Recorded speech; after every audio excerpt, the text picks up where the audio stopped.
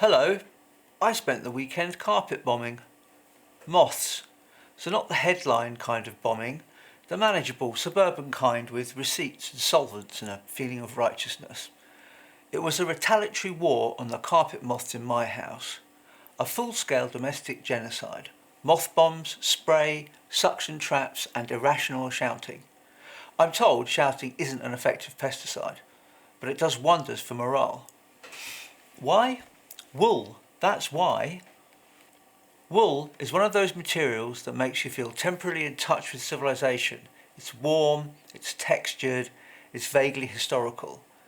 You put on a wool jumper and for a moment you're the sort of person who owns books and doesn't drink from cartons. A person with opinions about olive oil. A person who says bracing and means it. And I'm particularly fond of one sweater, or rather, I was. It's not glamorous, it doesn't announce itself, it's the opposite of a statement piece. It's a working relationship, the textile equivalent of a mate who shows up on time, never makes a fuss and quietly saves your life in winter. No drama, no demands, just warmth, and a low-level promise that the world isn't entirely hostile. So naturally, I pulled it on and found it was full of extra holes. Not one small hole you could pretend is design, not a bit of wear that makes it look interesting. This was systemic. This was an infrastructure problem. My beloved sweater had been converted into a woolly Swiss cheese, and by a creature that looks like it was drawn from memory by someone who's been repeatedly hit on the head. And then there's my prized Persian rug. It had silently switched from work of art to an all-day buffet for moth larvae. Imagine paying money for something handcrafted and ancient, only to realise you've actually been running an all-you-can-eat diner for criminals. Now, I don't mind hosting, but I would like to be asked. So, cue genocide. There's something deeply hurtful about the damage a moth can do. It's silent, it's ongoing, it's profoundly disrespectful. And they don't even look like they know what they're doing. They flutter around like tiny dusty accidents, as if someone shook out the lint filter and it developed a hobby. They don't look guilty, they look confused, which is worse. But those accidents lay eggs, lots of eggs. Eggs as a business model. And those eggs hatch into larvae, which is nature's way of saying, surprise, it's worse. Here's the part you can't see. Here's the part that eats your life while you're asleep. The larvae are the real criminals. The adults are basically incompetent messengers, little winged press officers denying everything, while teenagers are spray painting holes in your jumpers. Juvenile delinquents with very small jaws and a very robust work ethic. For such tiny things, a woolen rug is a large snack. So I went full campaign mode. Operation Moth Bomb. I cleared the wardrobes, I bagged up jumpers like evidence, I set off smoke bombs in rooms I then had to flee, as if I'd done something shameful, which technically I had. I laid traps, I deployed sprays with names like Killer Moth Pro Plus, which sort of suggests there's a Killer Moth Light for those who want to negotiate. I vacuumed with zeal, skirting boards, cracks, edges. I vacuumed the carpet like it had personally wronged me. At one point I briefly imagined medals for service, possibly a small ceremony, even a bugle. I was, for an hour or two, having a genuinely lovely time. And morally this should have been my first warning sign. I was knee-deep in displaced knitwear and chemical fog when it occurred to me, unhelpfully, that science has been getting weird about insects. Bees can count. They recognise human faces. They might understand the concept of zero, which is more than I can say for some people. Scarlett Howard's work on bee cognition has become a recurring party trick for anyone who wants to ruin a perfectly good afternoon by suggesting the world is more mentally populated than we'd like. Lars Chitka wrote a book, The Mind of the Bee, which raises obvious questions. How on earth do you interview a bee? Do you book them for 10 minutes between pollination and panic? Do you offer a tiny biscuit? Or do you, more realistically, run clever experiments and then spend years being misquoted as the man who spoke to bees? Fruit flies can make decisions when they're unsure. Butterflies hang on to their caterpillar memories after metamorphosis, which is, frankly, rude considering they've just had their entire nervous system refurbished. And moths. Moths can learn by association. You can train them if you've got the patience and a pipette. They adjust their behaviour when things change. They remember. They avoid danger. They seem, in their own dusty half-aware way, to know. Researchers call this proto-consciousness, or minimal subjective experience. Not a full sense of self, but the ability to process the world around you as something more than just background noise. The beginnings of perspective, maybe even preference, and, dare I say it, suffering, which is when I had the thought I didn't want to have. What if they're conscious, I thought. I don't mean writing a memoir conscious, not I have a complicated relationship with my father and I'd like to talk about it conscious, but conscious enough to have a world, a sense of self-location, something like fear, anticipation or memory, pleasure, pain, and a point of view, however dim. A life that isn't just movement, but movement that matters to the mover. And the moment you admit that, even grudgingly, you run into a question that's unpleasant precisely because it's banal.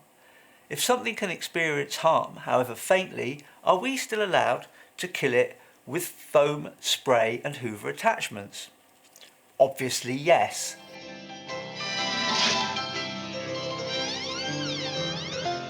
I'm not launching a moth liberation front. I'm not chaining myself to a rug or proposing moth representation in local government. I am not, in short, losing my grip, at least not any more than I already have. I'm simply noticing with mild anxiety how much moral work the word pest does for us. Because pest isn't a biological category, it's a permission slip. A moth in the woods is nature. A moth in your wardrobe is an act of war. A moth outside is part of the great web of life. A moth inside is a tiny criminal syndicate with a taste for cashmere.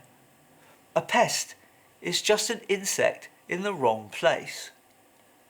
Humans have been running this operation for a long time. The moth war isn't new. We've been killing moths for as long as we've been wearing dead animals and pretending it's tasteful. We've done it with lavender, cedar and old-fashioned airing out rituals. And then, as we inevitably do, we industrialised it.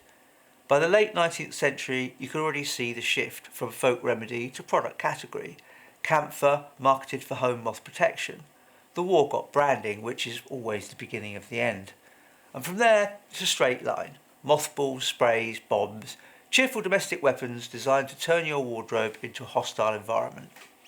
And the strange thing is how noble we can feel about it. Not because moths are terrifying, but because they represent something you can't negotiate with. Entropy. The quiet certainty that nothing you own is truly safe and everything can be eaten. So my discomfort halfway through Operation Moth Bomb wasn't really about moths, it was about something else.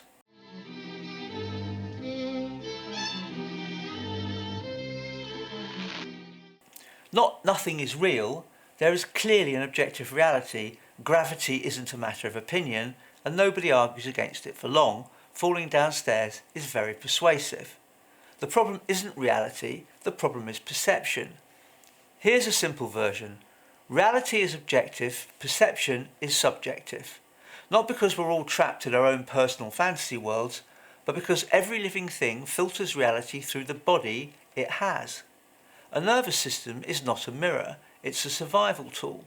It takes the infinite and turns it into the usable. Maurice Merleau-Ponty is very good on this. A French philosopher, hard name, worth it. His basic point, if you strip off the French tailoring, is that perception isn't a window, it's a relationship. The world shows up to a body meets the world.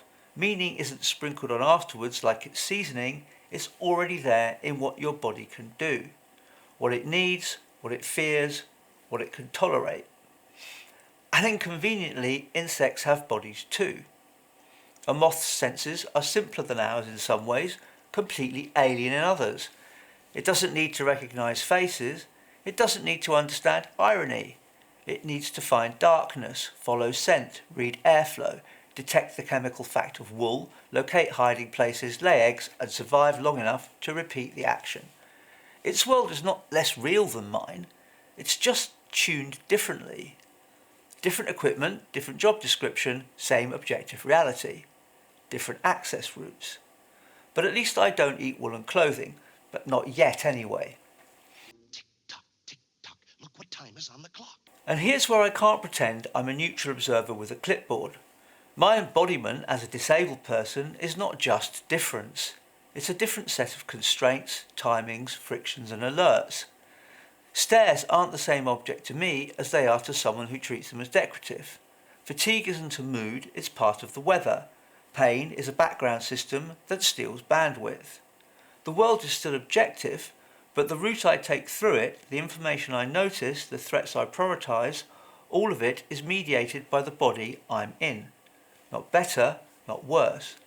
Just not built to the default setting that other people mistake for reality itself. Which is where the philosophy turns back into politics, as it always does if you're paying attention. Because once you accept that reality is objective, but perception is embodied, you have to admit something else. Recognition is selective too.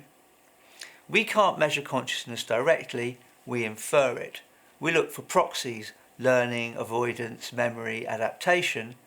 We decide which signals count as evidence of an internal world. But then again, we can't measure objective reality directly either. We infer that too, through instruments, models, shared standards, and the rather humbling fact that the world pushes back when you get it wrong. Reality remains objective, but our access to it is always mediated. And mediation is where humans get mischievous. With physics, we treat mediation as a technical problem. We calibrate, we cost check, we argue about error bars, we admit uncertainty and then shrink it slowly with work. With minds, we treat mediation as a moral problem, and we decide in advance what a real signal looks like and then reward creatures who can produce it. And here's the uncomfortable thing, we can never really know what another being is, what its internal world consists of. We can't even do it properly with humans, and humans have the advantage of language, facial expressions, and the ability to say, I'm fine, while clearly not being fine.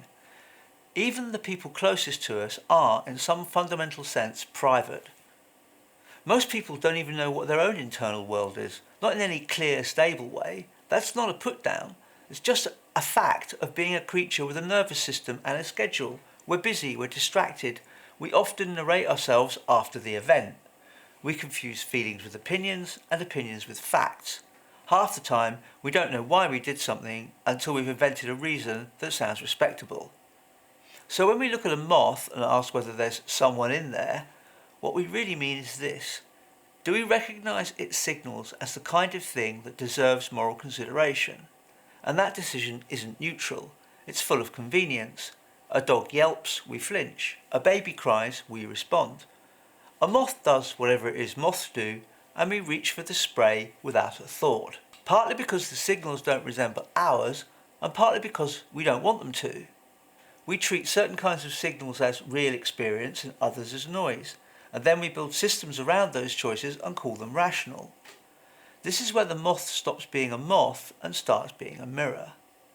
Because the same logic runs through how we treat disabled people, particularly those whose pain is quiet, chronic, fluctuating, or expressed in the wrong language.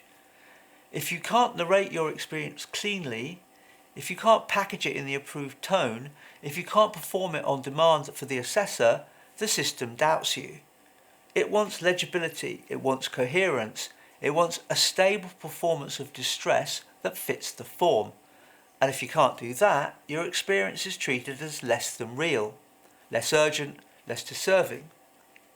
Not because reality is subjective, but because the gatekeepers have decided what counts as evidence, and they prefer evidence that makes their job easier.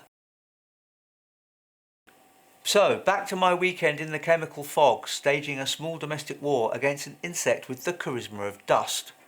I found one moth clinging to the bathroom wall, not fluttering, not doing a frantic I've seen a light and I'm going to worship routine, just still. I looked at it, it didn't look back, it's a moth, it doesn't do reciprocal intimacy. I said out loud, sorry, and opened the window and gave it the chance to leave. It didn't take it, of course. I'm not sure it understood the offer or the concept of mercy or the window, but the offer was made because I needed to make it. 2 days later, I found another moth in a drawer and killed it instantly. No apology, no window, no hesitation. I never said I was consistent. I'm not trying to be virtuous. I'm just saying once the question's in your head, it doesn't leave. And I would happily ignore moths completely if they would stop eating my jumpers, but they won't. And now, because I'm a modern person, I found a modern solution. Not more chemicals, not more shouting, but biological control. The latest in moth-killing tech isn't a spray. It's a sachet full of the eggs of microscopic parasitic wasps. You hang them in your wardrobe and then you wait. Over the next few weeks, thousands of invisible wasps hatch. They patrol, they find moth eggs. They lay their eggs inside them and the moth future gets cancelled in the cradle. On paper, elegant, even humane if you squint. No poison, no fog. Just nature doing the murdering quietly while I'm pretending to merely manage a problem. Now we unleash thousands of parasitic wasps that destroy the eggs, but do I really want to swap moths for thousands of invisible wasps patrolling my house? The thought makes me rather uncomfortable.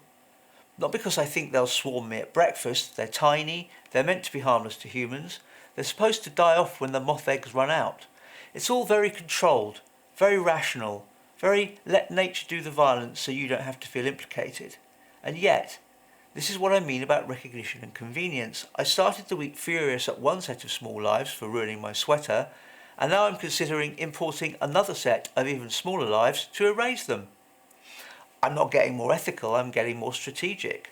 I'm not stepping out of violence, I'm refining the supply chain.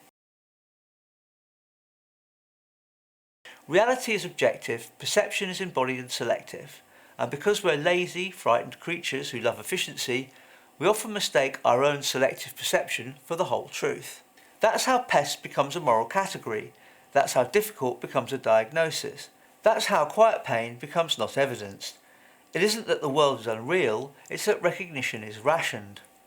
I feel the world, and a moth, inconveniently, seems to feel the world too, in whatever small, dim, moth-shaped way a world can be felt.